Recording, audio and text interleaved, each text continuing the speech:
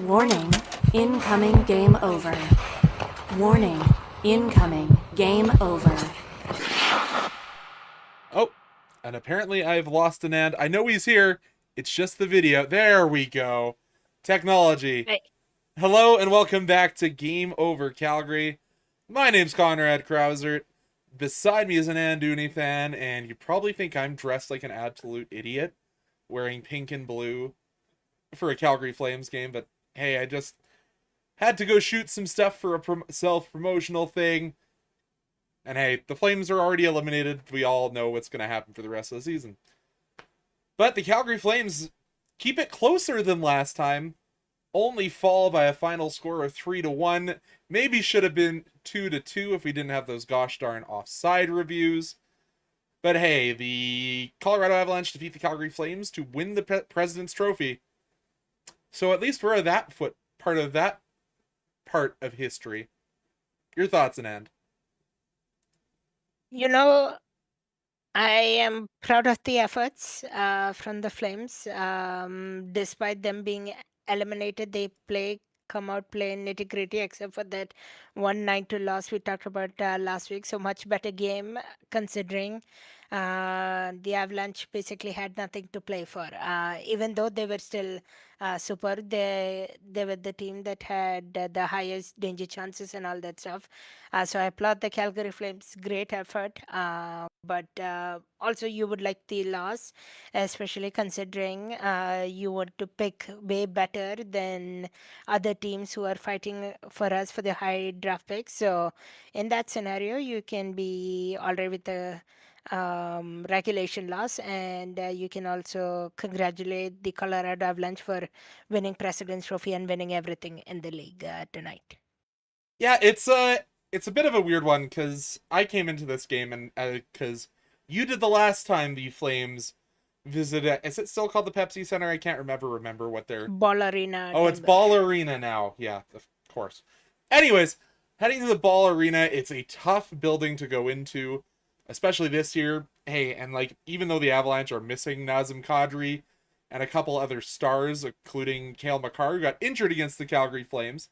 Surprised we didn't actually see any fisticuffs from that injury pop in, but all things considered, the ethical tank rolls on a little bit better this game than it felt in the last one. 100%. It was on blackout, so why was the second gross goal called back? We will get to that as we go into the review here, which is coming up right now. So it was a interesting first period. The Calgary Flames got absolutely shelled early on, not getting their first shot until 7 minutes into this one. But Dustin Wolf stands on his head for nearly the full 20 minutes, including a late period penalty taken by John Beecher. But that Colorado Avalanche power play is just so lethal. It, even without Cale Makar being your trigger man at the top, it gets down to Nakes. Nakes gets it down to McKinnon. McKinnon with the beautiful pass right across the top of the blue paint. Wolf can't swat that one away and finds Gabe Landeskog sitting right at the back door for one of the prettiest quick power play goals I think I've seen in a long time. Yeah, 6 seconds in is, I think, what the broadcast said. Nothing Wolf could do. Wolf was once again tremendous. I just want to credit Wolf as well. If he has a bad game, he always rebounds and comes back and has a good game. So no worry about Wolf. The long-term 8 years he has signed, no worry at all. All goaltenders have a bad game here and there, so no need to put any doubt on Dustin Wolf. But like you said, Conrad, quick face of the draw, and then right at the back door, Gabriel Landeskog, the captain.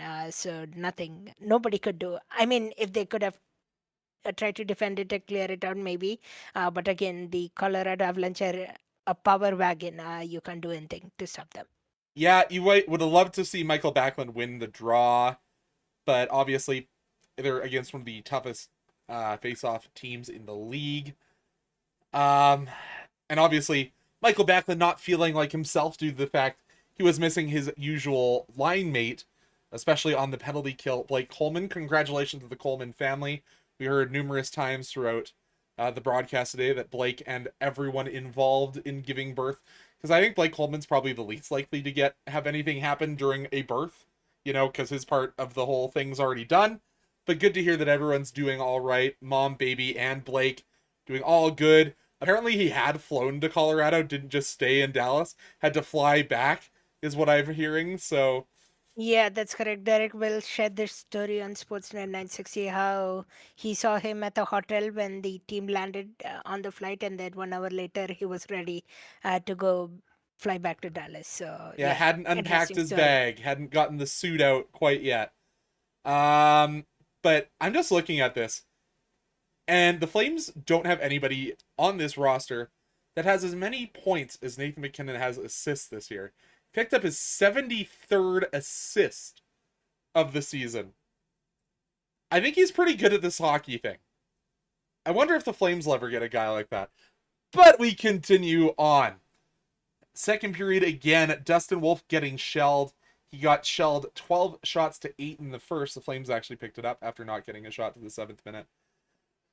Faces 20 shots in the second, and that's, hey, for some goalies in the NHL, that's as many shots as they face in a game. And only one finds the back of the net. Hey, Nate MacKinnon, he gets his second assist of the game, and the Iron Man streak continues for Brent Burns, and he gets his 22nd assist of the year. And Marty Nakis kind of just dangled his way through way too many Flames defenders to get this one. So I'm a little disappointed with the defensive effort there. And of course, it is that third pairing. You're having Braden Bahl play on the offside. We saw Zane Parekh was kind of shaken up a few times. He blocked a shot early on. And I thought he had a good game, not a great game, because he goes down to the corner to get with MacKinnon. Gross couldn't get the puck off Martin Nakis, and I don't think it's his fault.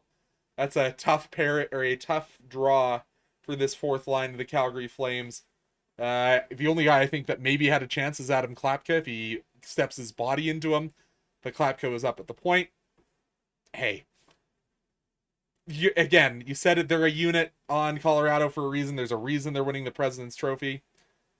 They couldn't do much on that one.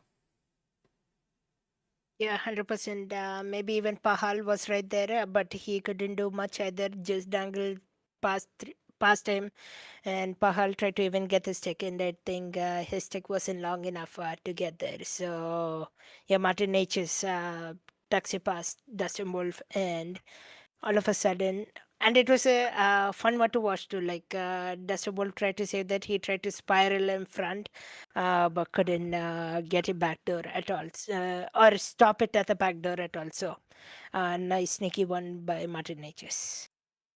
And then we go through about 15, 16 minutes of play.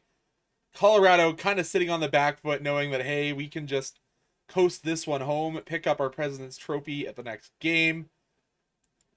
But the Calgary Kid, given the opportunity with the Flames goaltender pulled, he's put on as the sixth man and does what a guy who's in a grinder role needs to do. Parks himself in front, tries to swipe at the initial rebound, gets a piece of the second rebound, and the Calgary Kid gets his first NHL goal, assist to Coronado and Gridden. Again, just such a feel-good story in a game that could have gotten out of hand quickly. And these are the things that I think a lot of Flames fans are still watching for. We are still watching to see guys like Tyson Gross, see the continued evolution of Parekh, Gridden, Bruce Stevich, Kuznetsov. Do we care that Joel Farabee is going to probably hit the 20 goal mark? I don't think there's a lot of fans that feel that. But when you have these feel-good moments with Tyson Gross, getting this opportunity to play in this game just after the he's probably a little bitter he's not playing in the final Frozen Four today, but gets his first goal as a Flame against I'm not going to call them a rival, but a team that the Flames have had a history for his whole lifespan. It was the Jerome McGinley versus Joe Sakic. Obviously, that's before your time as a fan, Anand. But good for him to get this first one. Yeah, 100%. I think we'll get to it about in a bit more here, but he wasn't even supposed to play tonight.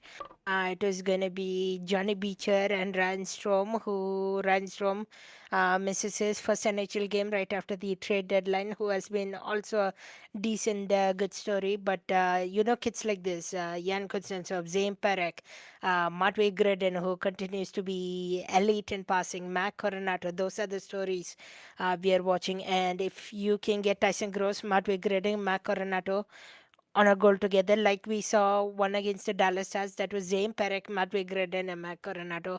It's always good for Flames fans in these stories. And I think so cool to see. And then the empty netter, of course, the Flames trying to push for another after another Tyson Gross goal was called offside. We'll talk about that in period number 2 because it was close. But hey, it's the story of the Flames season this year, with us not being able to hold skates on the blue line. It seems like Nate McKinnon wanted Nakis to get the goal, but Nakis, after getting the interception, put it over to Nate McKinnon after it just barely gets through Morgan Frost. Nate McKinnon gets his 52nd of the year. And that's all she wrote. As they're saying in chat, a incredible performance from Dustin Wolf, 39 stops on 41 shots. And you know what? I was going to really harp on the Flames not winning in the face-off dot and up, but hey, tonight they actually did win the face-off dot battle by 1%. 51% to 49, only allowing the one power play goal on 3 opportunities. And hey, against an Avs squad that is loaded on the power play, I think second to only the Edmonton Oilers, that's a really good rate. Flames lead in hits, block shots. They also lead in giveaways, but hey, led in takeaways as well. So that's our recap, Anand. Anand, any final thoughts on this one? Hey, other than at least it wasn't 9-2 again, we're not putting you through that all over again. Yeah, I think love the effort, love the compete, and love what this team is about. I would take any day goals from pairs of youngsters or trio of youngsters. It's so fun to see, and I hope they continue that way to the rest of the season. I hope we see a couple more veterans sit down and say thank you for your service this season, and I would like to see a few more. But a great game overall, battling the top team in the NHL. The only negative I'm going to say in this game is a guy you mentioned. Matt Coronado takes a couple lazy stick penalties today. The slashing on Jack Drury, the hook on Brent Burns, almost going water skating. But yeah, it was a tough one for number 27. But as you said, good fight from this whole squad. But before we head into period number 2, where we are going to do a little bit more talking about some of the young guys on this team, we're going to encourage all of you, whether that's KQ, whether that's Al Grundo, whichever Al Grundo that is, Little Uzi Burt, Mr. Watts, Sunsta, Little Uzi, did I mention Little Uzi Burt? And Mr. Watts, and Cap Camp, thank you again for showing up. Go hit that like button. In a world where YouTube is really struggling to show people what we want to see, and instead you're getting all these AI-generated trash, hitting like, hitting subscribe, hitting share helps so much. So please, please hit those special buttons below the stream as we head on to period number 2, where we're going to talk about the Flames youngsters. And I think we have to kind of start with Tyson Gross. As you said, not expected to be in the lineup, and the late scratch lets him get in. And I thought he made the most of his opportunities today. Of course, didn't see a ton of ice time in the first 3 periods, but he played more than Adar Suniev today. Played 13-15, gets rewarded with his first NHL goal. Of course, as we mentioned, was also on the ice for the 2 even strength Colorado goals. Not what you love to see, but hey, when you're a 4th-line player playing against one of the best, if not the best, top line in hockey, it's kind of hard. But hey, gets his first NHL goal, gets rewarded, and getting shown by his coach that he believes in him. Yeah, almost a second NHL goal too, but like we told about, got waved offside. Um, I think the messaging in the locker room or even to the coaching staff from maybe Craig Conroy or the upper office, I think has changed towards down, because you're seeing more of these young players down at critical moments, whether it's penalty killing, whether it's power play, whether it's overtime, or not even overtime now, 6-on-5 when Dustin Bolt was pulled. You saw Tyson Gross out there, you saw Mark Coronato, you saw Zane Perek. So putting those young guys, I think there has been a shift in momentum, which we have been talking about. We want to see, and yeah, yeah, so proud for Tyson Gross getting that moment, and on a tough team against like this, if you can get a goal, it's so valuable and will good look good on your resume. Yeah, and then of course we also have to look at a couple other young guys. Adar Suniev, as I mentioned, played just under 12 minutes today, 18 shifts, 3 shots, and I saw some good comments online. If Adar Suniev can continue to evolve, we haven't seen a lot of this young man, but if he continues to evolve to be that left-handed shot that we can see playing a middle six role and then going on to that power play one, because he's one of the few left-handed shots on this entire team. If you can develop that skill set and have him be a dangerous option for whatever this Calgary Flames team becomes next year, I think that is a potential way for Suniev to work his way into this Flames unit, because it's gonna be a struggle next year, ladies and gentlemen. I don't think I'm shocking anybody by saying that. So finding these little bright spots in potentially an Adar Suniev taking that step to the NHL level, I think is something that the Flames management and fans needs to look forward to. Yeah, I don't know if Sunil will actually start with the NHL team next year, like at least to start the season. But eventually, once he gets his shot improved, and I think that's one of his underrated parts, his left shot, like you talked about, Conrad, maybe a couple weeks down the road, he can get another call up, and I'm excited to see what he can show for the team. Because he did get power play minutes today, not a ton, because he was on that unit number 2, being the trigger man on that second unit with Hunter Brustevich. Um, but if that is something you can show to Suniev and say, here, let's develop this portion of your game with whatever games left the Flames have this season, give him that motivation in the off season to try and earn that spot in the NHL full time, I think that can only build. We'll answer that question you just asked in chat, Mr. Watts, when we get to overtime, because I think it's a really good question. Um, but another guy that, hey, had a little bit of a rough game, was elevated into a role that he didn't know he was going to play, is John Beecher. Again, he isn't super young, but is one of those guys that has some times going. 13 minutes for Beecher, kind of invisible today. Had the penalty early on, but did have 3 shot blocks and a hit to add to 2 shots. But he was one of those guys that struggled in the face-off dot tonight, under 40% on the dot. But hey, he was still better than Michael Backlund in the face-off dot, 38% to 33.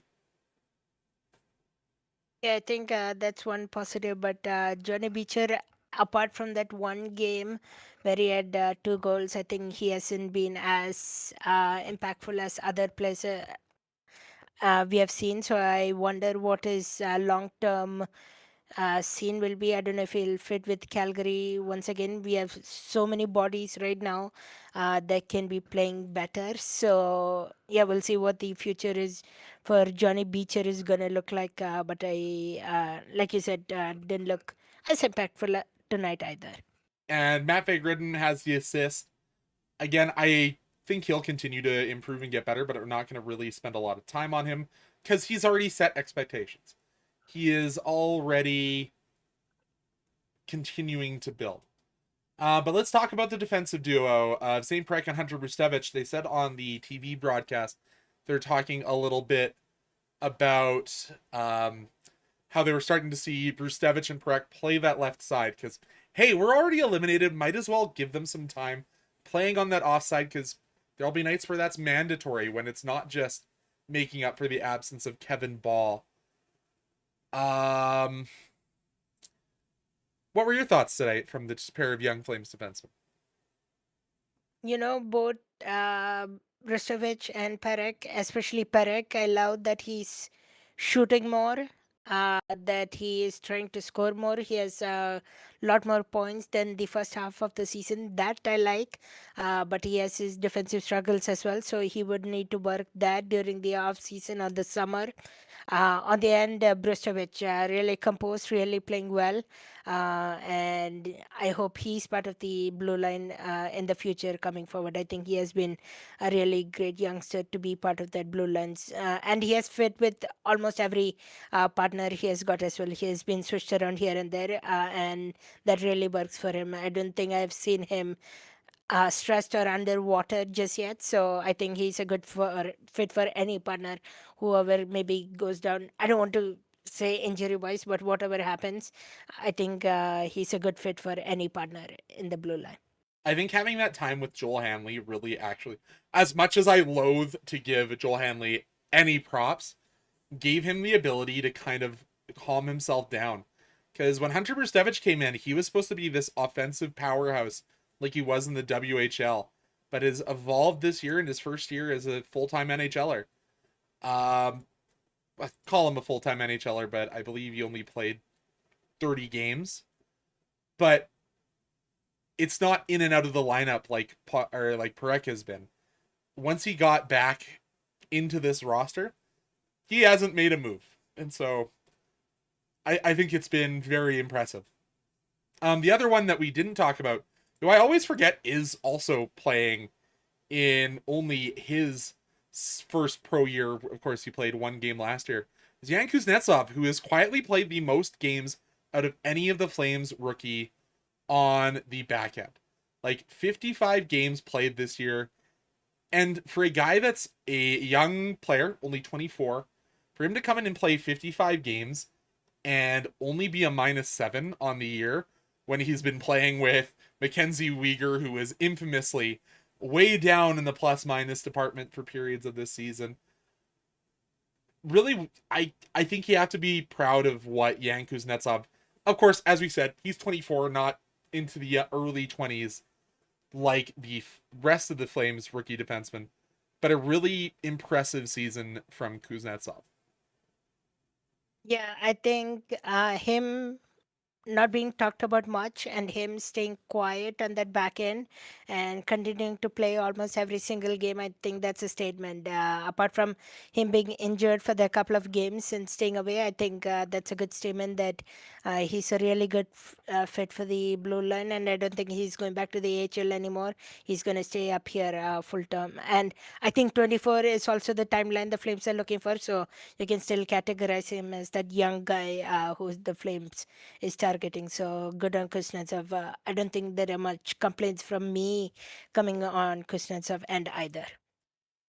And hey, like, you have to remember that he was actually the second guy on a lot of people's depth charts coming into this season, because he was actually behind the waived Ilya Solovyov in a lot of preseason depth charts for another guy who was fighting for that career. And I, as somebody who was the biggest Ilya Solovyov believer, he's been only okay and is only projected to play 30 games this year, only putting up 9 points. Hey, he's going to be ending up on the positive, but that's also because he played with the Avalanche and when he's played with the Penguins, it's been on this resurgence after the trade deadline of the Pittsburgh Penguins. So hey, we'll have to figure out that one. But good for Yan Kuznetsov, good for this Flame squad. There are parts to be looked at. And Mr. Watts has asked us in chat is actually going to be our third period question. So why don't we head on into that third period? As Abram Weeb has officially been eliminated from the Frozen Four today. Of course, Cole Reshny on that squad as well. So let's take some time to talk about those two Flames, because there's been a lot of smoke regarding Weeb going to sign this year, and it's likely not going to be what we saw with the previous two NCAA signings. Sounds like he is going to sign and play this year, from everything I'm hearing. It's not like the futures deal. He wants to get into that next contract a little bit quicker, wants to burn that year this year. Whether that's good for the Flames or not, I think that's a discussion we need to have as we go on. But let's start there. What are your thoughts? Should it be a Craig Conroy and crew pushing to do that futures deal so he doesn't burn that year? Or are you okay with a guy who a lot of us in Flames land, whether that be in media or just his fandom, really kind of thought was a throw in that trade with Vegas? If Abram Weeb is excited to play some NHL hockey, why not get him some NHL action? Of course, you could consider the trade a win as well, because Anderson struggled for most of the part to begin with in Vegas, but I think he's slowly turning it around. He scored against Edmonton Oilers, doing the razzle dazzle fun stuff. But if he can sign Abram Weeb, I think.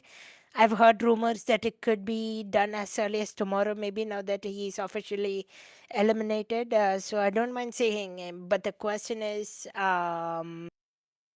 who comes out of the lineup if he wants to play immediately? Uh, Well, the easy answer is is Braden Ball. Braden Yeah, true. Ball only played 12 minutes today. Weeb is a left-handed defenseman naturally, so that is kind of the natural in for like. But then who does he play with? Are you taking White Cloud off that first pairing to play with Weeb to kind of isolate him? And then do you bump Perek up into that first pairing or whatever you want to call it with Oli Mata? And then you have the Yan Kuznetsov, Hunter Brustevich. You're both under 20. Let's just go have fun pairing. It's really a question now. Because I think when you didn't have to worry, or when you had Kevin Bahl, and you potentially may, we don't know what the outcome of his evaluation here will be. I think your obvious answer was move Oli Mata to the right side, have him play with the young former NCAA. But I don't think you want to play a combination. Maybe you do. Maybe I'm wrong. Maybe you play him with Brustevich and bump Brustevich's minutes down a little bit, move Perek onto the side with Mata, and then you just keep your White Cloud. Um, Kuznetsov or because Ball. yeah, it's really interesting. It's gonna cause quite a little shuffle, and hey, it's actually probably now that I think about it, it is probably gonna be White Cloud with Weeb if you're gonna move things around. White Cloud playing on the right. But Yeah, I it's an could see that interesting question. just giving some veteran shadow experience, which I don't mind at all. But again, I hope it doesn't come in the expense of Parek or Brozovic coming out, because I could maybe see that. So now that I think about it, I don't know if, once again, drama or dilemma again. Do you want him to sign right now, or do you want to sign a future which could start next year, like a couple of other contracts? I think Jonathan Castagna, like that, if you want to sign. So I think, okay, if you're a fan who wants to see younger player, okay, sign now, get him some action. But if you are somebody that who already you have see some chemistry going, and you don't want Perek or Brozovic out, then you maybe wait until next season, till you have clarified. Maybe I know Mata has still like 2 years more, so he'll be part of the team. But maybe you can make some shuffles next year once Hanley and Perek are, or sorry, Hanley and Pahal are gone. Maybe if you find some trade partners during the off season, then you might take a crack at that. So yeah, 50-50. And then a guy that I think is definitely on that futures contract in Cole Reshney. Like, and I don't know, like, because there's not a ton of rumor on this from anybody who has more sources than I do. Um, I think Cole Reshny might would prefer to go back to the NCAA next year, and then try the year try and after. get his That's Hobie what I, Baker that he was snubbed for this year.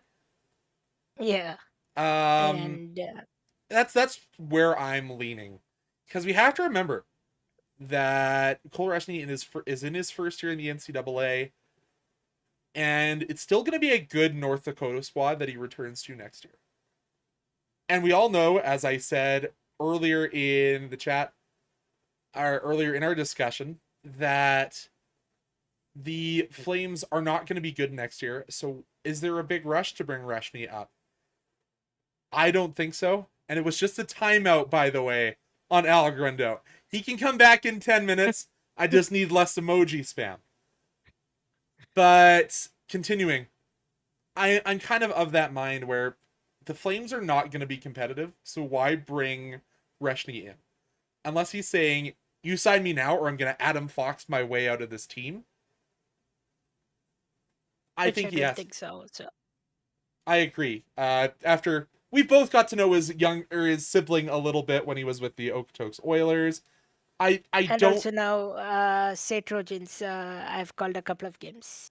Yeah, so Yeah. I foresee, knowing the family and knowing the type of player that he is, I don't foresee that being the way that Rushney goes. I think he'll go get another year at the NCAA level, and if he does sign, it will be that futures deal. He won't burn a year of eligibility. So I guess Yeah, that's I where could see that. I guess that's where we stand with the pair of North Dakota boys. How did that Denver game end up going? I will give that a quick check. I don't think I saw any updates on Because that. I know it was going to overtime. Trying to see. Yeah, it is still in overtime. Or just about to head in. Because the Flames do have a few guys lower down draft picks. But hey, big shout out to a guy that I know we both saw a fair bit in Rieger Lorenz playing with Denver. That first year with the Flames, with the Canucks, he was one of the Okotoks Oilers that I got to see a lot of. Johnny Hicks as well, the goaltender, a former AJHLer down there. Bunch of good Alberta boys down there. Jack Ivankovic, another AHL goalie that's playing for Michigan. A lot of good names that I recognize that are in that playoff. Hey, and Sean Horkoff's son playing for Michigan as well, Will Horkoff. So hey, was Eric Jameson playing? Are you talking about in the AJ or in the game tonight? Eric Jameson. What is he playing for? There are so many flowing parts of Flames these Oh days. yeah, it's tough to keep track. And then, Conrad, some of my shows or even Game Over Calgary shows, I get random players thrown at me, and then I'm like, hello. No, they're talking about Eric Jameson, the former Edge School who was drafted by the Flames. He is at Boston College. Or no, he's at University of Denver. He was at Boston College before. That's why I don't remember. Did he end up playing? Yes, he did. He is a -1 thus far with 2 penalty minutes. So not the best game for the Flames prospect. Thank you, Mr. Watts, for reminding us who was playing with Denver, because my brain is not fully functional this evening, apparently. But you'll have to pay attention to that one, because, hey, if Denver does beat Michigan, we will have one Flames prospect in the Frozen Four. Yeah, former Everett Silvertip, former Edge School player, who I've done a few of his games back at the Circle K Classic. But yeah, let's head on in to our overtime period. Overtime, of course, is the time when we scroll back through this chat and answer some earlier questions we saw in and around the chat. And I'm gonna bounce a kind of a question off of Mr. Watts here, saying, I'm glad Wolf is composed and very stoic. When you compare that to our other goaltender who is out there in interviews saying goalies need to have more personality, how do you like having Wolf, who is kind of soft-spoken and not as crazy as Mr. Cooley? I think it's a good idea to have a balance of both.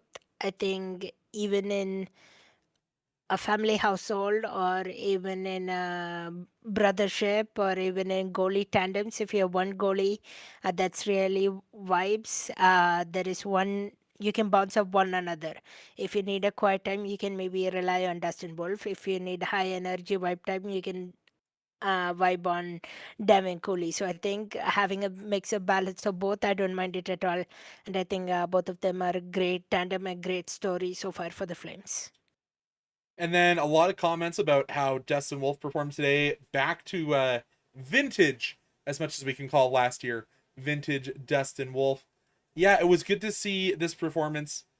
Very much, this is probably before, as you said, before your time. And so you won't remember this, but I know a lot of other Flames fans will. Really reminiscent of Mika Kiprasov. Every time he had a bad game and allowed more than 4 goals, it seemed his next game was his best game. So love to see that from your goaltender, not allowing his past performance to keep with him. I've Um, heard of so many good stories about Mika Kiprasov, but I didn't know it was Wolf-esque type of games he had. So like one bad game, one bounce back. So good to know. at least he isn't out in the standing outside the Saddle Dome smoking darts or cigarettes between periods like Mika Kiprasov was known to do. It's tough being a professional athlete when you smoke as many cigarettes as Mika Kiprasov did. Gonna answer a question, or well, not really a question, another comment here from Mr. Watts. Rhett said Gridden is a floater. I think I may have to agree. He doesn't try in his own end at all. I very much disagree. I think Matvei Gridden, if we had looked at his games in his first recall, yes, 100% had no interest in playing the defensive zone at all. Is it a strength of his game? No, not in the slightest. But I think it is very much improved from the first time he was with the squad. Agreed. He can make passes. He can travel with it. I even what was the game? Was it against? I think the Anaheim game, when he tracked back and got the puck off along the near boards. Yeah, that one, and also he made defenseman circle around and spinorama, and then he went and shot at the net. That one. So yeah, totally disagree with. I think. A couple more Uh, questions about yeah, Cooley. How do we feel about Cooley's Bill Masterson nomination? Hey, as a guy that has had it's fun. as many struggles as he had, like playing for the awful, awful San Jose Sharks teams that he had, bouncing almost all the way to the East Coast League, fighting his way back in through mental struggles. I'm really okay with it. I think it's a cool little thing. And hey, maybe if he wins it, then talking about one of the questions we had earlier on from Mr. Watts, maybe if he wins, that he can get another rabbit and name it Bill. So maybe that's the way we go, because it's the Bill Masterson trophy. But yeah, your Tito, thoughts on Bill the and Tito. Go ahead. Sorry. Bill and Tito, the two rabbits. But yeah, If he does get I it, think great. I'm making a Yeah, remix of Despacito. Bill and Tito. Like it just has to come. Go ahead. yeah. Uh, no, I think it's a great nomination. A great player, great person, great interviewees. So totally up for it. And if he does win it, we will talk about it more in depth towards later in the season. Um and then this is the one I think we're gonna end on here. Is why does Adar Suniev get to play multiple games, but William Stromgren, when he got his call up, only got 5 minutes? God, that was so frustrating when it happened. Obviously, him playing the 5 minutes in Montreal. It is a very different portion of the season. We have to remember the Flames are effectively eliminated, allowing the Flames to get some more minutes for these rookies without having the consequence of us not pushing for a playoff. Earlier in the season, when it was the call ups, like there was still a belief by ownership and upper management that this was a team that was going to push for the playoffs. So when you saw William Stromgren get his call up earlier in this season, there wasn't a lot of belief in these young guys. There wasn't a lot of freedom for them to play those minutes. So it's a lot different It's scenario. unfortunate timing. When Stromgren got the chance. Now I don't think he'll get the chance for the rest of the season because I think they're waiting to use it on Rory Cairns, which could happen anytime soon, maybe when they come back home. But sorry, Stromgren, wish it was a better scenario for you, but maybe next year you'll get your equal share of role. But it's been good having the Anand and Conrad connection back once again. Thank you so much, everybody, for participating in chat. Thank you for answering our questions. Of course, Anand will be here solo with the next one, I do believe, correct? You've got the... No, I think you and Audie are coming back. That's on... s- Yeah, that is. Second. That is. You're right. Saturday, the game before they come back home. It is myself and Audie James, I think. I have to double check with him. He said he was good, but we'll double check and make sure. But regardless, it will be myself and maybe a guest, maybe not. We'll have to see. Hey, he's a new... Well, he's got a kid that's less than a year old still. He's probably now sleeping full nights. But we'll see if Audie makes a return. And then it is on Sunday when Anand will be back. I'm off at the Cavalry FC game and then the Mammoth game. So I will be in attendance. So if you see me, come say hi. But yeah, Anand will handle the Mammoth. Then on Tuesday when the Avs come back, it's Anand's birthday. He's not going to be on the show. He might be at that game. We'll have to see. I'll be taking Yeah, care it's of... still in the works. We'll see for that one. Hey, there's lots of good seats that are less expensive. And then Thursday, when the Kings come to town to end the season for the second straight year in a row, it will be me and Anand wrapping this one up together. For myself... And the Sunday show, I might have to maybe postpone. Maybe we'll see. Just because I have maybe an announcement to make in a couple of days' time. I'll do that soon. So So keep I'm your still eyes... waiting for official confirmation. So I'll make an announcement about it. Keep your eyes peeled on social media for that one then. For myself, Conrad Krausert, for Anand Unithan, for the rest of the Game Over Network, thank you so much. I'm seeing a lot of chance out there for Karen's. A lot of chance for Owen Say. We'll see where he's at next year. But that's all we can say for today as the Flames fall. Final score 3-1 against the Colorado Avalanche. Here in the final 5 games of the regular season.